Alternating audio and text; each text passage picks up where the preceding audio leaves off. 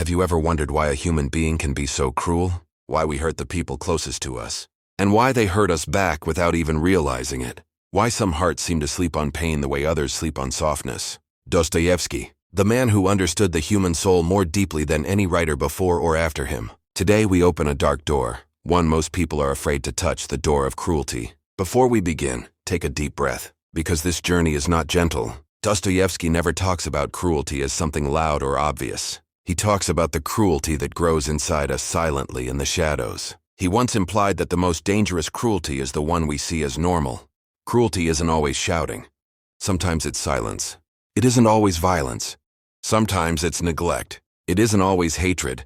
Sometimes it's indifference. And here arises the question Dostoevsky forces into our minds.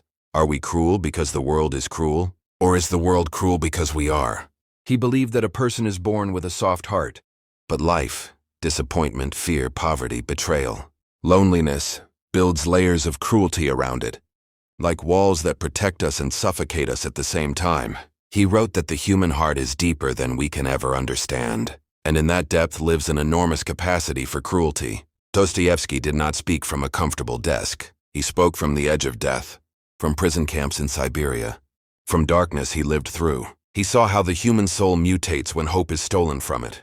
And from that experience came one of his most terrifying understandings. A cruel person is almost always a wounded person long before they become a dangerous one. But here is the part that hurts the most. We rarely direct our cruelty toward strangers. We save it for the people we love, because they stand closest to the softest parts of us. They are the ones who can reach our fears, our insecurities, our hidden wounds. So we hurt them with a word, with a gesture, with a long silence. Not because we hate them, but because they matter. Dostoevsky says, cruelty is not strength. It is the confession of someone unable to understand. We hurt others because we do not understand ourselves, our pain, our fears, our loneliness. Unable to face those weaknesses, we translate them into cruelty. But the darkest form of cruelty, according to Dostoevsky, isn't the cruelty born from anger or hurt. It is the cruelty committed in the name of righteousness. The cruelty that disguises itself as morality. When someone hurts another for their own good. When a parent crushes a child to discipline them. When a lover wounds their partner because honesty is important. When a friend humiliates another just being real.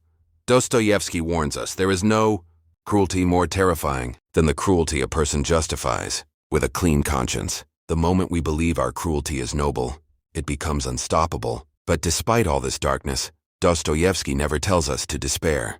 Instead, he points us toward understanding. Are we naturally cruel?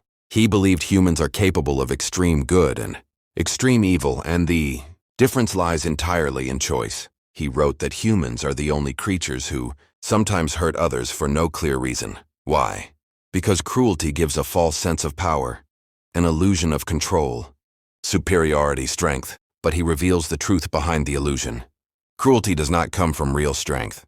Cruelty is born from weakness. The weak lash out, the strong understand. And how do we break the cycle of cruelty? Dostoevsky gives us a simple but profound answer.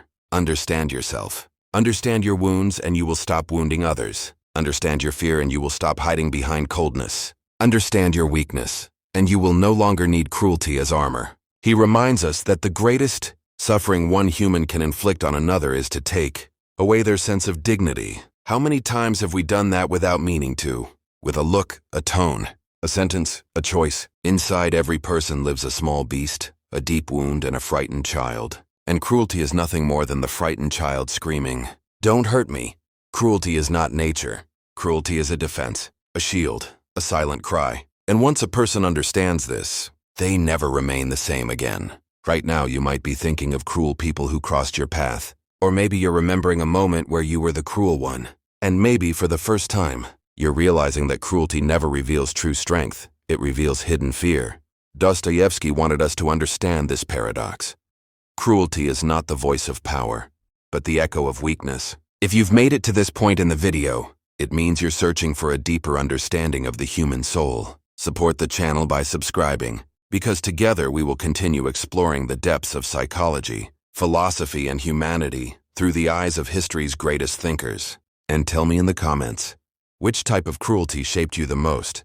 The cruelty you received, or the cruelty you inflicted? Your answer might help someone else who is watching this right now.